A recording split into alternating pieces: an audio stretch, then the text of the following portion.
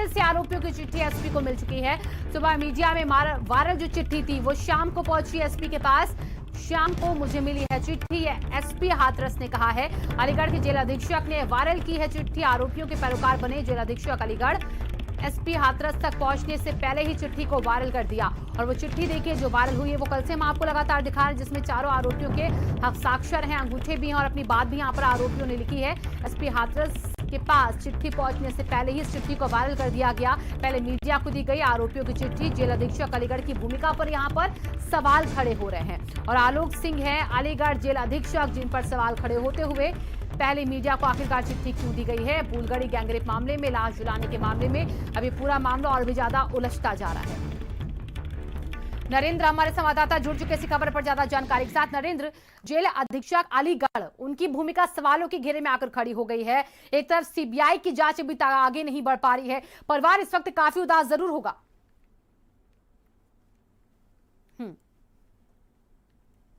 भी है और इंतजार कर रहा है सीबीआई के आने का, लेकिन इस घटना को जिस दिन गैंगरेप पीड़िता की मौत हुई उसको 12 दिन हो चुके हैं और 3 अक्टूबर को सरकार ने जो परिवार है उसकी मांग के बाद यहाँ एसीएस होम और डीजीपी आकर मिले थे, जिसके बाद जो सीबीआई जांच का आदेश है, ऐलान है, वो कर दिया गया था।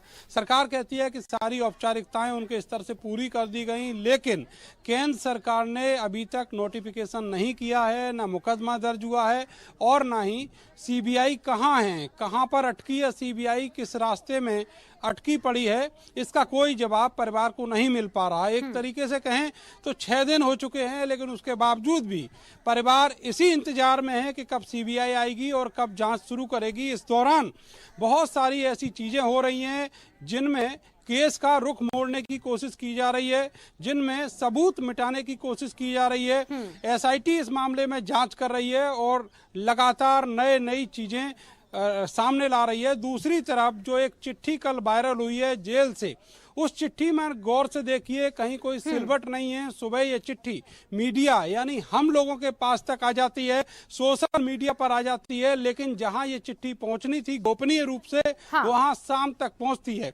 एसपी हाथरस ने कल रात को ये पुष्टि की कि हाँ अब उनके पास चिट्ठी आ गई है, लेकिन ये चिट्ठी परसों रात को ही जेल से चली थी और जेल अधीक्षक आलोक सिंह ने कल करीब 12 बजे इस पर एक बयान दिया था और पुष्टि की थी कि चिट्ठी जेल से एसपी हाथरस को भेजी गई है।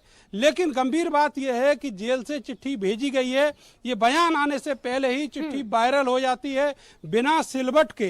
यानी समझा जाना चाहिए कि जेल से ही चिट्ठी का एक स्नैपशॉट क्लिक किया गया और उसको मीडिया में वायरल कर दिया गया। ये जो चिट्ठी लिखी गई है इसके मायने केवल इतने हैं कि जो परिवार है उसको उसके ऊपर किसी तरह के लांछन लगाए जा सकें, उसको बदनाम किया जा सके और केस का रुख जो है वो मोड़ा जा सके। केस का रुख कैसे मुड़ेगा, क्योंकि अभी तक तो जांच ही नहीं शुरू हुई है। सीबीआई जांच पर भरोसा पहले से ही परिवार को नहीं था। लगातार कहा जा रहा था कि जज की निगरानी में जांच, लेकिन यहाँ पर जज की निगरानी तो बहुत कोसों दूर रह गई है। सीबीआई नहीं पहुंच पाई हाथरस तक, तो कब तक पहुंच सकती? कोई इसकी सुगबुगाहट है? क्यों आखिरकार नहीं पहुंची? इसका जवाब क्या कोई देने को तैयार है? देखिए कोई नहीं बोल रहा है। तमाम तरह के जो फर्जीफिकेशन है वो चलाए जा रहे हैं, प्रोपेगेंडा हो रहे हैं, फर्जी सीडीआर जारी होती है और उसको मीडिया में सुर्खियां बनाया जाता है। एक वर्ग ऐसा है मीडिया का जो परिवार के अगेंस्ट, एक्यूज के पक्ष में खड़ा हुआ है। लगातार पंचायतों का दौर जारी है और वो सब उस पक्ष के द्वारा, उस मीडिया के जो गुट है उसके द्वारा ऑर्गेनाइज कराया जा रहा है और ये सब पुलिस प्रशासन की नाक के नीचे हो रहा है। पूरे इलाके में इस तरह की गतिविधियां सक्रिय हैं। दूसरी तरफ सीबीआई के ऊपर परिवार ने दूसरे दिन ये कहा था कि जब प्रशासन और सरकार उनको सिक्योरिटी नहीं दे सकती, इसलिए वो ये चाहते हैं कि सीबीआई जिस तरीके से कई मामलों में उसके जांच का हस्त्र देखा है, उस हिसाब से इस पूरे मामले की जांच किसी रिटायर्ड जज या सिटिंग जज की निगरानी में हो। यही चाहता था परिवार, लेकिन अब जिस तरीके से देरी हो रही है उससे लगता है कि जब सारे सबूत मौके से खत्म हो जाएंगे, एक एक करके हटा दिए जाएंगे या उनको अपने हिसाब से प्रशासन और सरकार अलग रुख दे देगी, उसके बाद यहाँ पर सीबीआई आएगी और सीबीआई जब किसी मामले को देरी से हैंडल करती है और उसका असर क्या होता है, ये बहुत सारे केसेस में जी हम और और आप देखिए देख यहाँ चुके पर हैं। अब तो ये समझा पूरा जाना मामला चाहिए कोर्ट कि तक पहुंच ये चुका जो है। पीड़िता का यहाँ शव तक था, कि वो किसने जज जलाया? से जांच कराने की बात भी कोर्ट तक पहुंची है। 12 को तारीख, इससे पहले भी कई तारीखें में देखा लग चुकी हैं फिलहाल। अभी ये बताइए कि यहाँ पर नार्को टेस्ट की बात भी लगातार उछलती हमने देखी थी। उसके लिए पीड़ित पक्ष मना कर रहा था, लेकिन जो आरोपी पक्ष था वो लगातार इस पर अड़ा था कि नहीं नार्को टेस्ट हो, हमें कोई दिक्कत नहीं है। क्या अभी भी जो पीड़ित पक्ष है वो मना कर रहा है इससे? क्योंकि ये भी एक अहम हिस्सा है और इसको लगातार नकारा जाता रहा है पीड़ित पक्ष की तरफ से।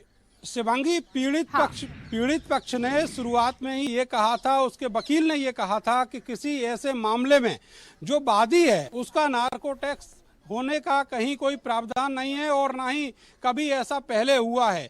इसलिए ये केवल परिवार के ऊपर दबाव बनाने की एक रणनीति थी। इसीलिए सरकार की तरफ से और मीडिया में इस तरह की अफवाह फैलाई गई कि जो पीड़ित है, परिवार है, उसका भी नार्को टेस्ट होगा। लेकिन जो एक्यूज है उनका नार्को टेस्ट ही काफ़ी है। अगर वो नार्को में ये निकलकर सामने आता है कि वो एक्यूज नहीं है तो निश्चित तौर पर उनको इंसाफ मिलेगा, वो जेल में नहीं रहेंगे। लेकिन परिवार के ऊपर दबाव बनाने के लिए इस तरह की दलील देना कि उसका नार्को टेस्ट कराया जाए, ये केवल और केवल नरेंद्र, आप वहां पर नजर बना के रखिएगा लगातार। फिलहाल बहुत बहुत शुक्रिया आपका इन तमाम जानकारियों के लिए। अब अलीगढ़ की खबर का रुख करते हैं। अलीगढ़ में देखिए गैंगरेप की वारदात, और इस वारदात में किशोरी के साथ गैंगरेप की वारदात के बाद कई सबूत जो है वो पुलिस जुटाने में जुटी हुई है।